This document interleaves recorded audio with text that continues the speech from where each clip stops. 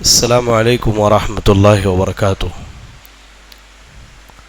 آپ مصلیان سے گزارش ہے کہ آج جمعہ کا دن ہے تو جمعہ ہی کے موضوع پر کچھ اہم باتیں آپ کے سامنے رکھی جائیں گی، تو اگر آپ کے پاس وقت ہو تو اللہ کے گھر میں تھوڑی دیر بیٹھے رہیں۔ بسم اللہ الرحمن الرحیم وبہ نستعین، والصلاة والسلام علی رسولہ الکریم وعلى آلہ واصحابہ ومن تبعہم بإحسان الی یوم الدین، اما بعد۔ حاضرین نماز فجر، گزشتہ ہفتے ہم نے جمعہ کے احکام و مسائل پر بہت ساری باتیں آپ کے سامنے رکھی تھی، اور بھی کچھ مسائل ایسے ہیں جن کا جاننا ہر مسلمان پر واجب اور ضروری ہے۔ ہم نے آپ کو بتلایا تھا کہ جمعہ کے دن کی نماز کو اللہ تعالی نے ہر بالغ اور مقیم مرد پر فرض کیا ہے، یعنی انسان بالغ ہو جائے اور مقیم ہو، اپنے شہر میں ہو، تو اس کے اوپر جمعہ کی نماز فرض اور واجب ہے۔ 4 لوگ ایسے ہیں جن پر جمعہ واجب نہیں ہے۔ پہلا، مسافر۔ اگر ہم سفر میں ہیں تو ہمارے اوپر جمعہ واجب نہیں ہے، ہم چاہیں تو جمعہ کی نماز پڑھیں یا پھر ظہر کی نماز ادا کر لیں۔ ایسے ہی دوسرا، غلام۔ پچھلے دور میں جب غلامی کا ماحول تھا تو ان دنوں غلام کے اوپر جمعہ کی نماز فرض نہیں تھی، تو غلام کے لیے یہ حق تھا، چاہے تو وہ جمعہ پڑھے اور چاہے تو ظہر پڑھے۔ تیسرا ہے نابالغ بچہ، اگر وہ بالغ نہیں ہوا ہے تو اس کے اوپر جمعہ کی نماز فرض نہیں ہے۔ اور چوتھی قسم جو ہے وہ عورتیں ہیں، عورتوں پر بھی جمعہ کی نماز فرض نہیں ہے۔ اگر مسجد میں ان کے لیے اہتمام ہے، وہ آتی ہیں تو الحمدللہ، ورنہ وہ گھر پر ظہر کی نماز ادا کریں گی، جمعہ نہیں پڑھیں گی۔ تو ہر مرد پر بالغ ہو، آزاد ہو، جمعہ کی نماز اللہ تعالیٰ نے فرض کی ہے، بشرط یہ کہ وہ اپنے شہر میں مقیم ہو، سفر میں نہ ہو۔ جمعہ کے تعلق سے دوسرا مسئلہ یہ ہے کہ جمعہ کا وقت کیا ہے، جمعہ کا وقت کب سے شروع ہوتا ہے اور کب سے ختم ہوتا ہے۔ تو جان لے میرے بھائی کہ سورج جب بالکل آسمان کے درمیان میں ہو اور اب وہ مائل ہو جائے، جسے ہم کہتے ہیں زوال کا شروع ہونا، جیسے سورج مائل ہونا شروع ہو جائے، جمعہ کا وقت شروع ہو جاتا ہے۔ یعنی جو ظہر کا وقت ہے وہی جمعہ کا وقت ہے۔ کہنے کا مطلب یہ ہے، یہ ختم کب ہوتا ہے؟ یہاں تک کہ ہر چیز کا سایہ اس کے برابر ہو جائے۔ یہ چیز کیا ہے یہ آپ سمجھ لیجئے۔ احادیث کے اندر نماز کے جو اوقات بیان کیے گئے وہ ایسے ہی بیان کیے گئے۔ آپ ایک قلم لیجئے اور ایسی جگہ جہاں سورج کی روشنی ایک دم اچھی پڑتی ہو، اس قلم کو ایسے پکڑیے زمین پر اس طرح سے ٹکا کے، آپ دیکھیے کہ قلم کی پرچھائی اور قلم کا سایہ اگر قلم کے ہی سائز کا ہے تو سمجھ لیجئے کہ اب جمعہ کا یا ظہر کا وقت ختم ہونے والا ہے۔ شروع کب ہوتا ہے؟ جب سورج زائل ہو، زوال شروع ہو۔ لیکن جیسے ہی ہر چیز کا سایہ اس کے برابر ہو، جیسے ایک آدمی کی ہائٹ 5 فٹ 6 انچ ہے، اگر وہ سورج کی روشنی میں کھڑا ہو رہا ہے اور اس کا سایہ بھی 5 فٹ 6 انچ کا ہے، تو سمجھ لیجئے کہ اب ظہر کا آخری وقت چل رہا ہے، اس کے بعد سایہ جیسے جیسے بڑھتا جائے گا، عصر کا وقت شروع ہوتا چلا جائے گا۔ ٹھیک ہے نا؟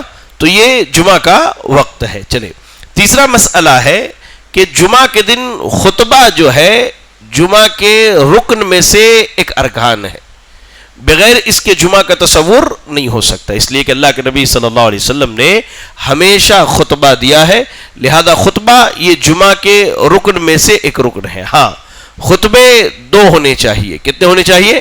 2 ہونے چاہیے۔ اور جمعہ کی نماز کے صحیح ہونے کے لیے یہ بھی شرط ہے کہ جمعہ کا خطبہ جو ہے وہ نماز سے پہلے ہونا چاہیے۔ نماز کے بعد اگر کوئی خطبہ دینا چاہے تو کہہ لیجئے کہ اس کی جمعہ کی نماز صحیح نہیں ہوگی۔ اللہ کے رسول صلی اللہ علیہ وسلم کا معمول یہی تھا کہ آپ جمعہ کے دن خطبہ جو ہے نماز سے پہلے دیتے، اور آپ 2 خطبے دیا کرتے تھے۔ چلے، جمعہ کی سنتوں میں ایک اہم چیز یہ ہے کہ امام جب خطبہ دے تو امام کی یہ ذمہ داری ہے کہ خطبے کے دوران جو ہے وہ مسلمانوں کے لیے اور کہہ لیجئے تمام اہل ایمان اہل اسلام کے لیے خصوصی دعا کا اہتمام کرے، اور جو مقتدی موجود ہوں انہیں کیا کہنا چاہیے؟ آمین کہنا چاہیے۔ تو ہمارے یہاں یہ تصور بہت کم ہے۔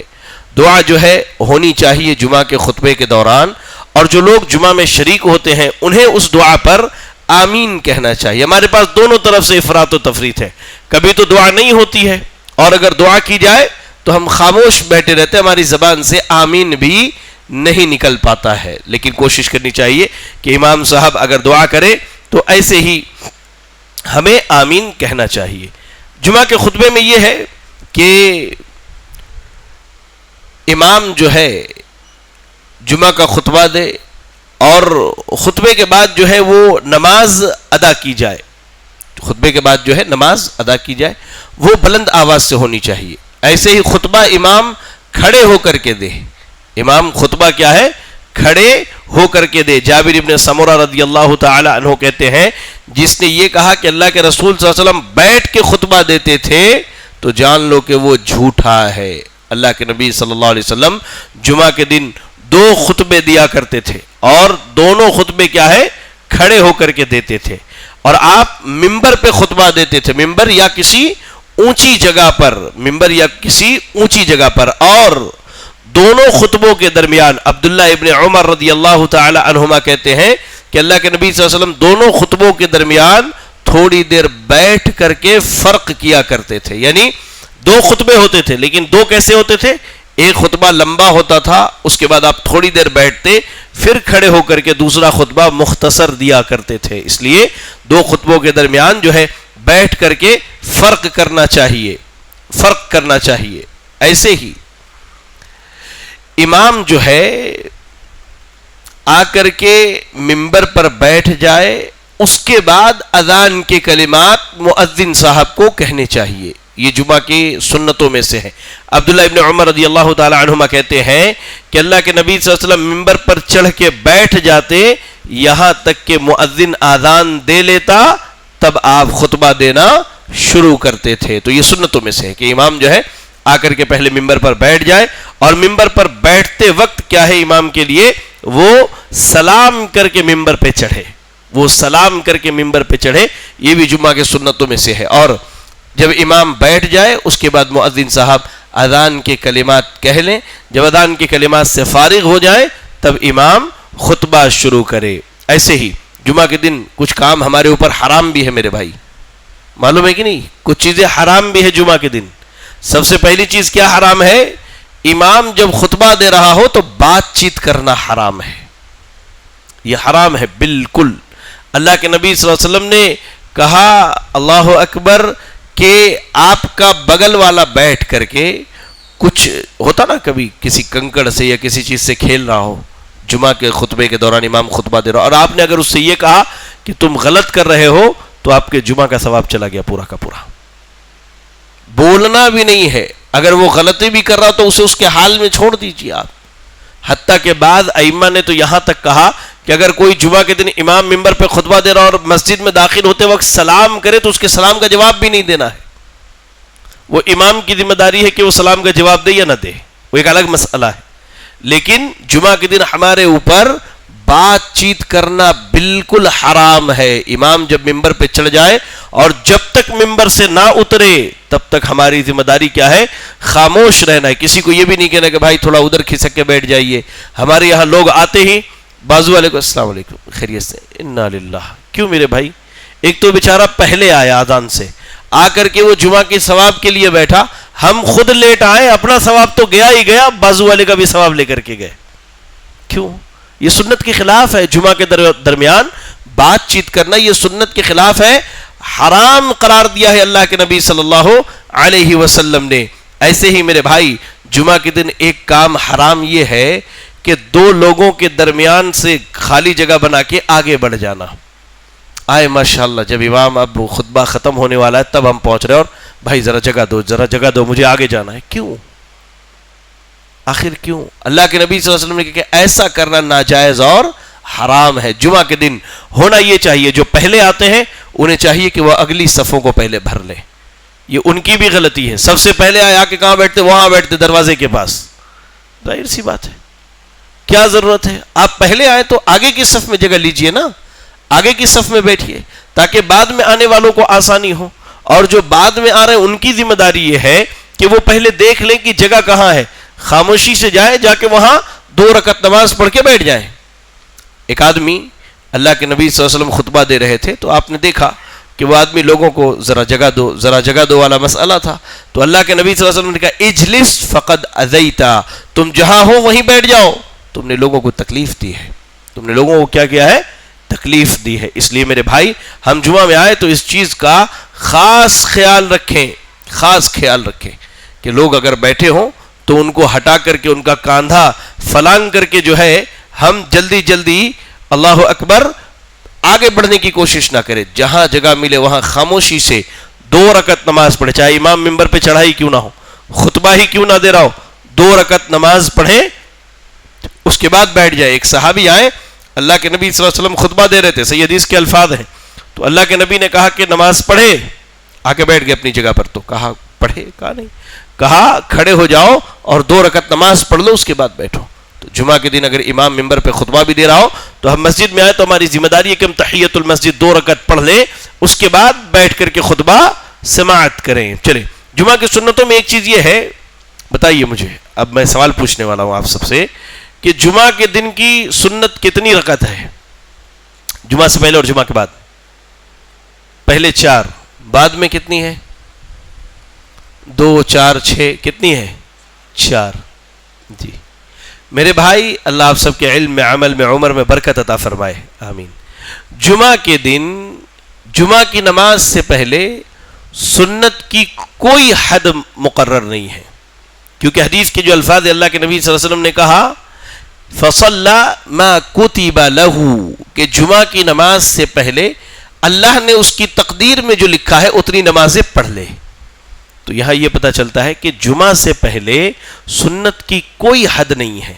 آپ 2 بھی پڑھ سکتے، 4 بھی پڑھ سکتے، 6 بھی پڑھ سکتے، 8 بھی پڑھ سکتے، 10 بھی پڑھ سکتے، 12 بھی پڑھ سکتے، آپ کی مرضی پر ہے. جتنا آپ کے پاس وقت ہے امام کے ممبر پہ چڑھنے سے پہلے آپ چاہیں تو پڑھ لیں. جمعہ سے پہلے سنتوں کی کوئی حد مقرر نہیں ہے. ہاں جمعہ کے بعد جو ہے اس تعلق سے 3 روایتیں ملتی ہیں. بعض روایتوں میں کہ اللہ کے نبی نے 2 پڑھی، بعض میں کہ آپ نے 4 رکعت ادا کی، اور بعض روایتوں میں یہ ہے کہ آپ صلی اللہ علیہ وسلم نے 6 رکعت نماز پڑھی. اب پتہ یہ چلا کہ جمعہ کے بعد سب سے کم 2 رکعت اور سب سے زیادہ 6 رکعت ہے. امام ابن تیمیہ رحمہ اللہ کا اس پر بڑا بہترین تبصرہ ہے. آپ کہتے ہیں کہ اگر مسجد میں کوئی پڑھ رہا ہے تو دیکھا گیا کہ اللہ کے نبی صلی اللہ علیہ وسلم نے مسجد میں 4 رکعت نمازیں پڑھی ہے. جمعہ کی نماز کے بعد اگر کوئی سنت پڑھنا چاہے اور وہ مسجد میں پڑھ رہا ہے سنت، تو اس کے لیے ضروری ہے کہ وہ 4 رکعت پڑھے، یا 6 رکعت بھی پڑھ سکتا ہے.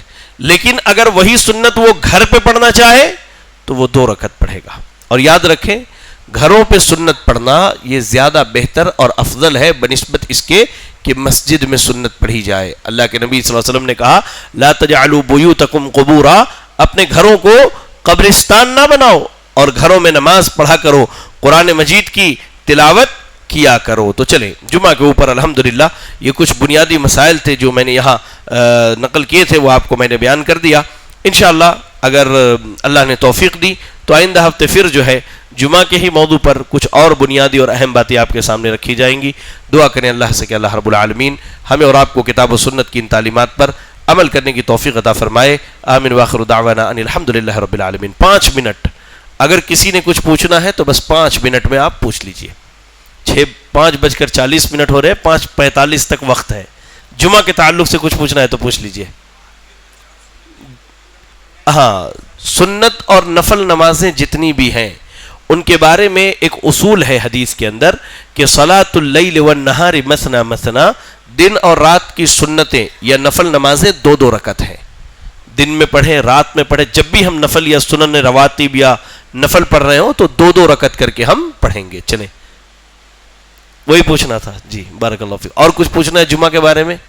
اس لیے کہ عصر کے بعد تو سوال و جواب کا اگر موقع ملا تو پھر جمعہ تو نماز ہو جاتی، پھر پوچھنے کا کوئی فائدہ نہیں ہے. ہمارے یہاں کہتے بعد محرم یا حسین کا کیا فائدہ ہے. تو آپ نے اگر کچھ پوچھنا ہو تو پوچھ لیجئے. جی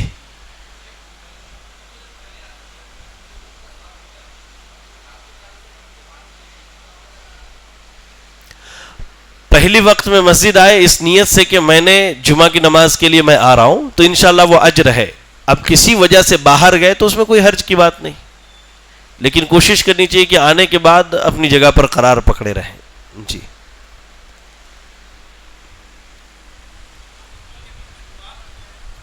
دو خطبوں کے درمیان دعا کرتے ہیں. حدیث کے الفاظ ہیں کہ امام کے منبر پہ چڑھنے سے لے کر اترنے تک دعا قبول ہوتی ہے.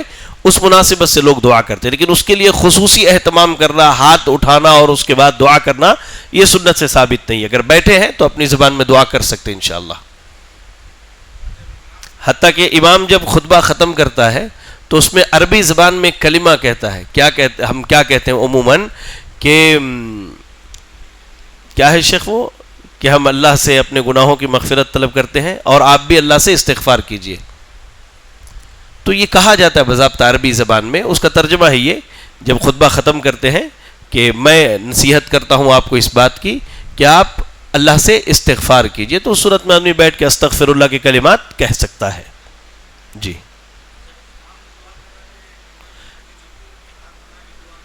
نہیں, اللہ کے نبی صلی اللہ علیہ وسلم سے منبر پہ ہاتھ اٹھا کے دعا کرنا صرف ایک موقع پر ثابت ہے, وہ بارش طلب کرنے کے لیے. آپ جب صلاۃ الاستسقاء پڑھاتے تو معذرت جب بارش کے لیے دعا کرتے تو آپ ہاتھ اٹھا کے دعا کرتے منبر پہ. تو اس صورت میں امام کو چاہیے کہ اگر بارش کے لیے دعا کر رہا تھا ہاتھ اٹھا کے دعا کرے, ورنہ عام حالت میں جیسے دعائیہ کلمات کہے جاتے وہ کہے اردو میں, عربی میں, اور جو موجود ہیں مصلی انہیں چاہیے کہ وہ آمین کہا کریں. جی بارک اللہ فیکم. چلے سبحانک اللہم بحمدک اشہد ان لا الہ الا انت استغفرک واتوب الیک.